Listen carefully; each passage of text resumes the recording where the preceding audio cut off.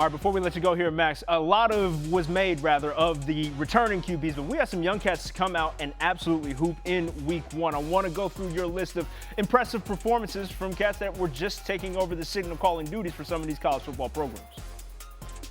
Yeah, without a doubt. It's really been a huge storyline all off season is these starters that are at top programs but have no experience. And the first guy is Ty Simpson that jumps out of all the four guys I'm going to talk about. He had the most responsibility put on his shoulders, in large part because the Florida State offense was rolling, so you get down 2 scores, and that playbook's got to be very much pass-oriented. A lot of people being critical of him. To me, he's not going to be the weak link of this Alabama offense. If Jalen Milroe is behind center, I still think this outcome happens because of it was just sluggish all around on both sides of the football. And then another guy, Bryce Underwood. He's a guy that we've been talking about really for the past couple years, Michigan starter. I was impressed. I think the hype is real. He was decisive, which is the biggest thing that sticks out for a true freshman quarterback. To get the ball out of your hands quickly in that atmosphere, again, with high pressure, he looked fully in command. The one thing that did stick out, all his messy pass plays happened on sprint outs, which usually coaches call those plays with young quarterbacks to make the reads easy and utilize your athleticism. Right.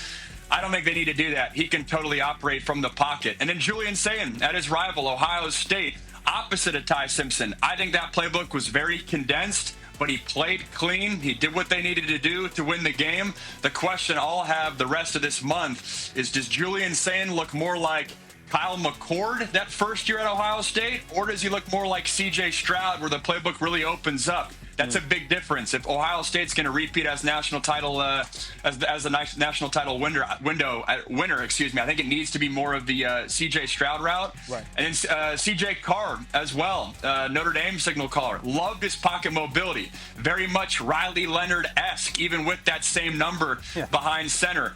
He had that one goofy intentional grounding in the fourth quarter, which obviously was a bad look. But the play right here you're seeing, I mean, that's all him. That's all C.J. Carr. The concern I have and the question that I have for Notre Dame is the rest of this month. That intermediate passing game was non-existent. They did not even attempt a pass 10 to 25 yards downfield the first 3 quarters. Why that matters is because when you're down and need your young quarterback to lead a 2-minute drive to win you the game, and you have had no intermediate passing game up until that point, that's hard to shift your identity. But luckily for C.J. Carr, he's got the best running back in the country sitting right next to him. I think Notre Dame unlocks Jeremiah Love moving forward, and I'm optimistic about all these guys. I was looking for that boost from the run game to kind of help CJ settle in, but we got one more out of Cal. That young man, JKS, I'm still mastering the name. I will fully admit that, so give me some time. Give me about a week. But JKS really did start on a wonderful note for the Cal Bears out there.